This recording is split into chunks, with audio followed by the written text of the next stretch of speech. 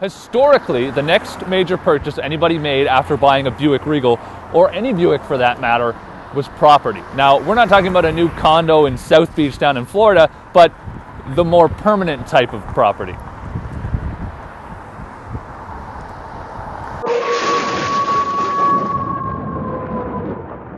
But Buick is trying to get away from their over-the-hill image with this car, the brand new 2011 Buick Regal.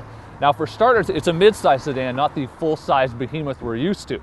More importantly, the Regal is sort of the launch of a new Buick. It's not just a new car, it's very new for the brand.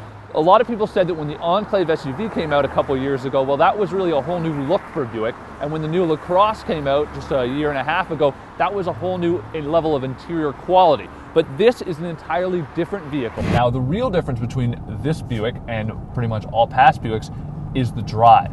Now, the new Regal is actually based on the Opel Insignia platform from Europe. So it's German-based, which definitely has something to it. And it's actually an enjoyable car to drive. It's not too sporty, we'd say, but definitely has sort of a sporting edge to what would otherwise be a mid-size sedan. Now, standard in the Buick Regal is a 4-cylinder, which is pretty surprising. And actually, you can only get 4 cylinders, although the top-level models come with turbochargers on them, so that makes a big difference. The base model that we're driving, although ours is fully equipped, comes with a 2.4-liter 4-cylinder combined with a 6-speed automatic transmission.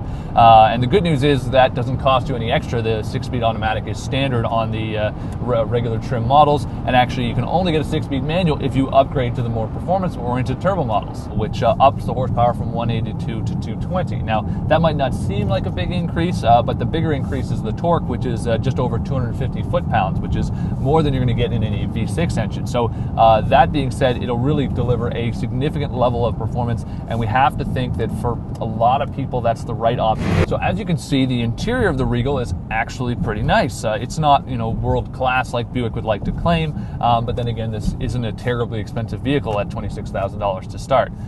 We really quite like a lot of the features, nice gauges, it's quite simple. We really hate when manufacturers send us monotone interiors when we test cars. Monotone black interior just always makes it look a bit more drab and really makes the hard black plastic stand out that much more. Now, for $26,000, the good news is you actually get a lot of standard equipment. There is the standard leather interior, standard leather on the steering wheel. You get all the power options you might expect with a power seat. You get, keyless entry and a lot of other great features, including Bluetooth, which a lot of car companies still are not offering as standard equipment these days. Some small complaints are items like the leather for the steering wheel. It doesn't quite feel that quality. It feels a bit plasticky. Not terrible, but not like a Kia Optima, but it's not great either. Also, there's the hard black plastic here, and you can just hear that's plastic. The nice little Buick emblem they stick right in the middle of the badge that's staring you in the face is this cheap piece of plastic, which some small things they still need to make improvements on. So as I've mentioned numerous times, the Buick Regal starts at $26,000, but you're going to want to pay about $29,000 for a well-equipped model, something you'd really want to buy. Now for $31,000, you get fully loaded with nav and all that stuff. If you want to move up to the turbocharged model, you're looking more about the 28 to 34 range. Similar options, but with a nicer engine, you can get some better things like 19-inch wheels on it. So we're really looking at the Buick Regal here, and we're thinking, this is a great car from General Motors. This is a great new Buick, and we really like what they're doing with it. There's just one problem, and that's that Buick has really put the Regal up against some pretty stiff competition. We're talking about the Acura TSX and the Volvo S60. Now, when you think about those, especially the TSX, which is very much, the typical front drive, 4-cylinder competitor, well, it just doesn't really hold a candle to that car.